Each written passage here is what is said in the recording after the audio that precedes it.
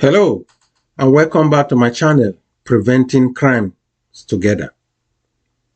I am your host, Dr. Solomon Okwendi. In this channel, we talk about some of the basic things that we need to put in place in order to avoid being victims of criminal activities.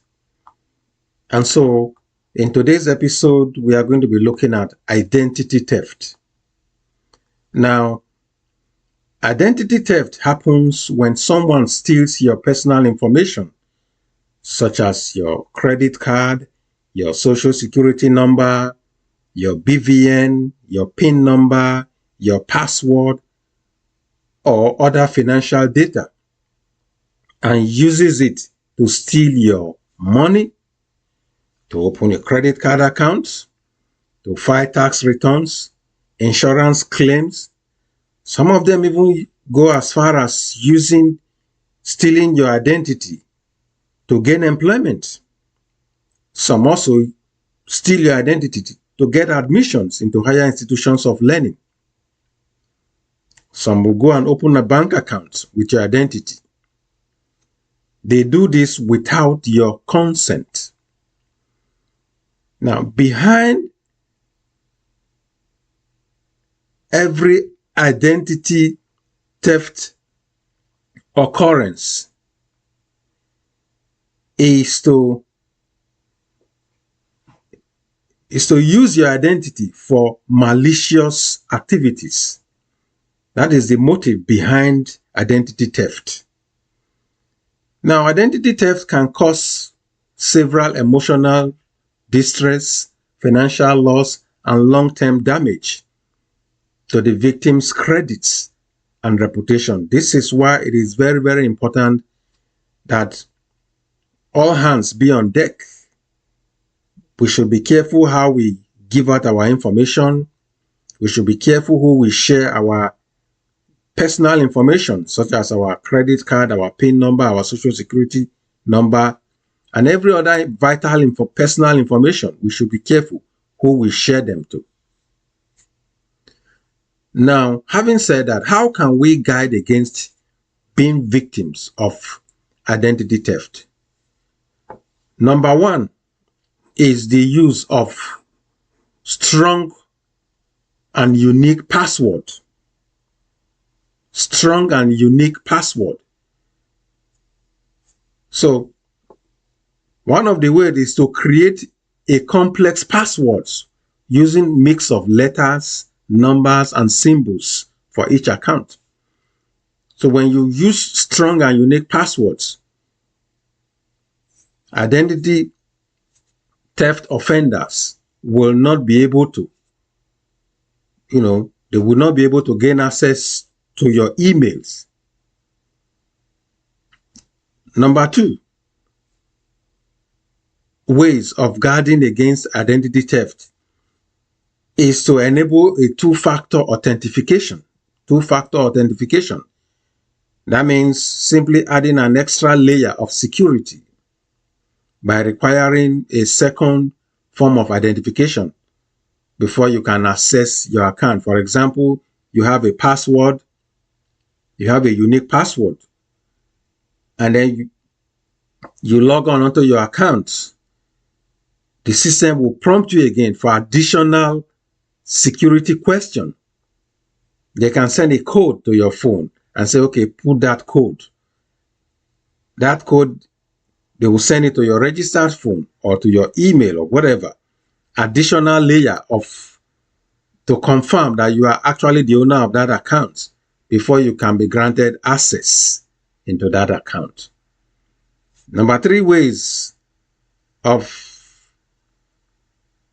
preventing us from being victims of identity theft is to monitor your financial statements. Regularly check your bank statements and credit card bills for any unauthorized transactions. Some of us are guilty of this. Some of us will not monitor, they will not even check our bank statements for months, some for years. All they know is that we all have money. I have money in my account. They don't know what the activity is going on in the account. And that is why some people, some customers have, fallen victims of their money being used. They have the money in their account, they don't check their statements. Something is happening. They don't know what is happening. So this is why we should regularly monitor our financial statement, especially our bank accounts. Number 4, things that we can do is to shred our sensitive documents. Have a shredder at home where you destroy your sensitive documents containing your personal information. Don't just go and, tear them off and throw them in the trash bin. No, shred them. Every sensitive and personal information of yours should be shredded, put into the shredder and destroy them. Number 5, be cautious with your personal information. In other words, avoid sharing sensitive information like your social security number, like your birth date. For us, those of us who are from Nigeria, like your BVN, bank verification number, your PIN number, those sensitive information, avoid sharing them with people. Number 6 is to, secure your internet connection. Use a secure and encrypted connection when accessing sensitive information online, especially if it is on public Wi-Fi networks. Make sure you use a secure and encrypted connection when accessing your sensitive information online. You never can tell who is there watching to hack into your account, your system, and steal your information. Number 7 is to keep your software always updated. Always update your software. Every now and then, there is prompt will come up, update your software, update your software. Apple does this a lot. Every now and then they will tell you, update your software, update your software. So always update your software so that you can have the latest security updates to protect against vulnerabilities. Number 8 is to be skeptical of any unsolicited requests. Sometimes you get emails, you get text messages. You say, click on this link. Click on this link. If you click on that link, they have a way of using that to hack into your system to steal your identity. So always be skeptical of any unsolicited request. Verify the authenticity of your request for personal information before you can respond to any emails or phone calls. Verify where the source is before you can respond.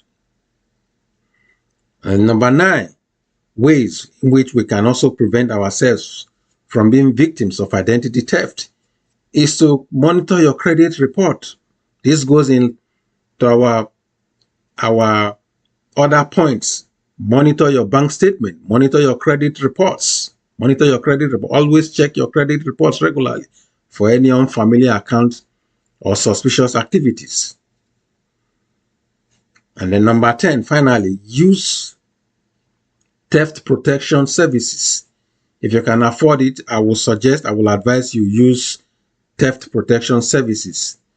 Subscribe to their services so that they can help you monitor your personal information and then send you alert for any potential breaches. If there's any breach, they will send you alert. You will just know that something is happening. So, implementing these practices can significantly reduce the risk of falling victims to identity theft. We are going to end here today, and until I come your way again, I remain your host, Dr. Solomon Joseph Okwendi. Help encourage this channel by liking, sharing to others. Thank you.